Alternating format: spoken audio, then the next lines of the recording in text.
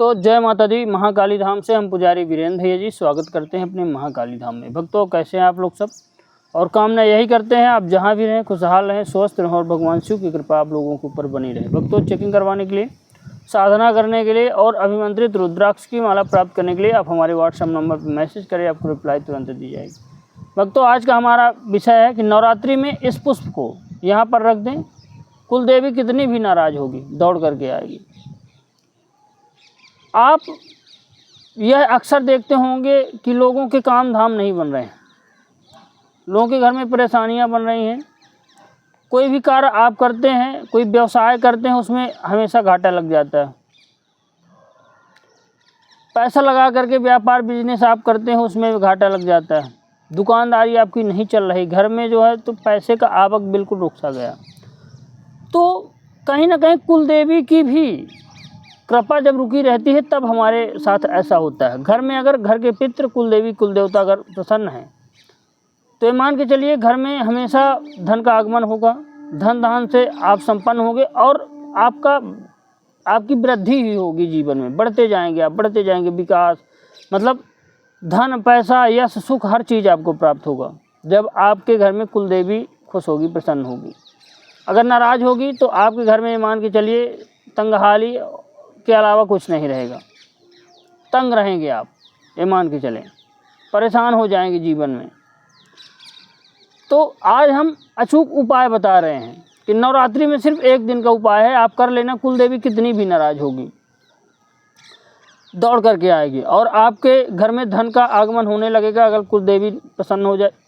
घर में अगर बीमारियों का प्रभाव है, घर में परेशानियां, उलझन में आप फंस रहे हैं, कोई समस्या है आपके जीवन में, तन मन धन, कोई भी दैहिक भौतिक समस्या है, कुल देवी अगर प्रसन्न है तो हर चीज़ बाधा दूर हो जाती है, समस्त प्रकार की बाधाएं कट जाती हैं।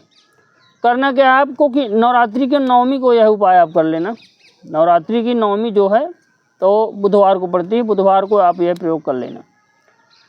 करना क्या है, सिर्फ एक दिन का ही प्रयोग है, उसके बाद आप निरंतर इसको करते रहें 21 दिन तक, लेकिन नवरात्रि में एक दिन का ही प्रयोग है। करना क्या है आपको कि एक गुलाब का पुष्प लेना, एक गुलाब का पुष्प लेना है और एक लाल कपड़ा लेना है आपको।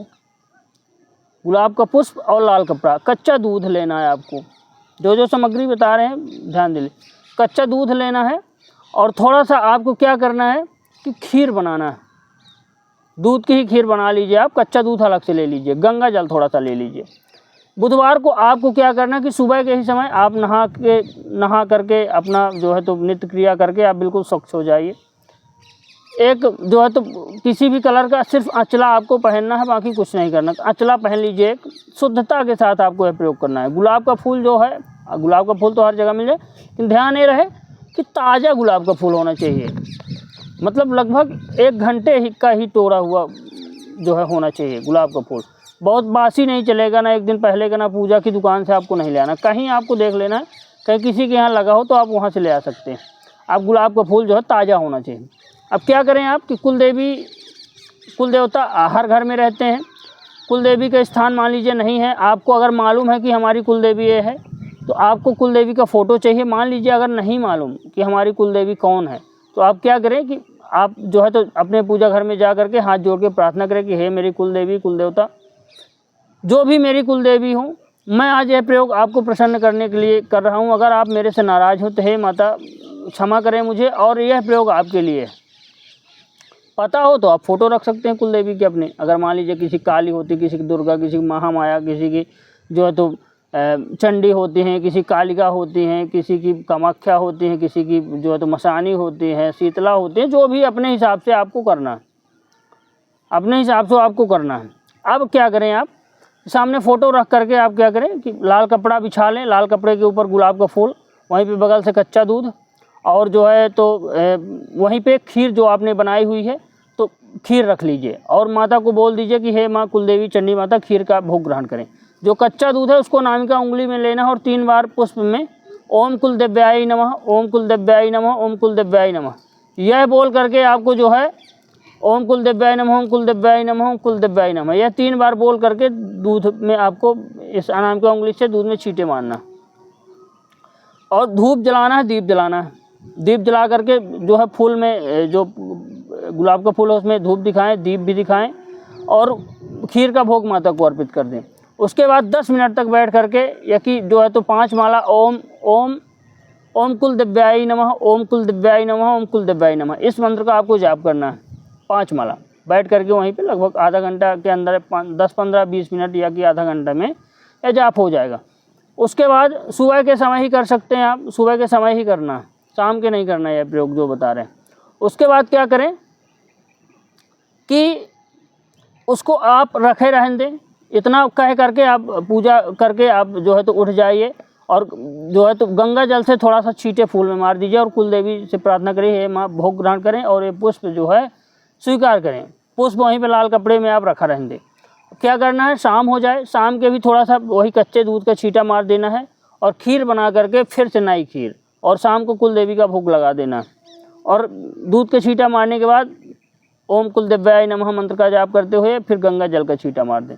रात में वह रखा रहे फूल। दूसरे दिन आपको क्या करना है, सुबह ही उठ करके उस फूल को आप जो है तो माता से प्रार्थना करके आप उस फूल को ले आएँ, तो पूरे पंखुड़ियाँ उसकी निकाल दें, फूल की जो है पंखुड़ियाँ निकाल दें, उसके हर पत्ते पंखुड़ियाँ निकाल करके आप किसी भी पेड़ के नीचे डाल दें।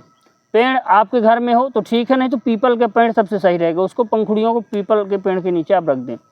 उसके बाद आप जो है क्या करें कि दूसरा पुष्प फिर से ले आएँ, दूसरे दिन तोड़ करके ताज़ा पुष्प फिर से ले आएँ और निरंतर आप ये प्रक्रिया 21 दिन तक कर लीजिए।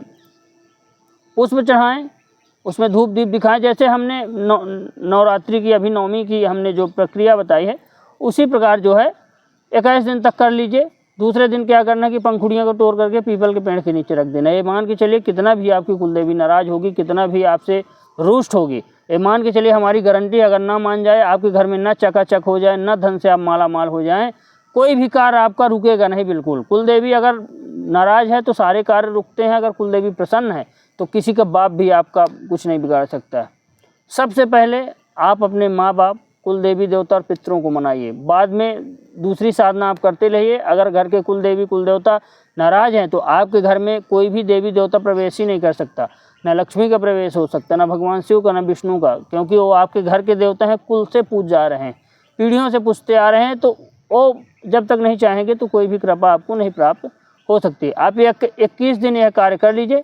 वैसे प्रसन्न तो सिर्फ नवरात्रि के नवमी को करेंगे तो हो जाएंगी माता, लेकिन आप 21 दिन तक लगातार कर लें तो और ऊर्जा बनेगी आपके शरीर में। 5 माला का रोज़ आपको जाप करना है, ओम कुल देव्याय नमः का बैठ करके, जैसे हमने बताया। ये मान के चलिए कुल देवी की सवारी भी आपको आ सकता है और आपकी कुल देवी ये मान के चलिए आपको धन से माला माल कर देगी और आप चकाचक हो जाएंगे। तो भक्तों, हमारे द्वारा दी गई जानकारी आपको कैसी लगी कमेंट करके बताएं। चैनल को लाइक शेयर और सब्सक्राइब जरूर करें। भक्तों, जय माता दी।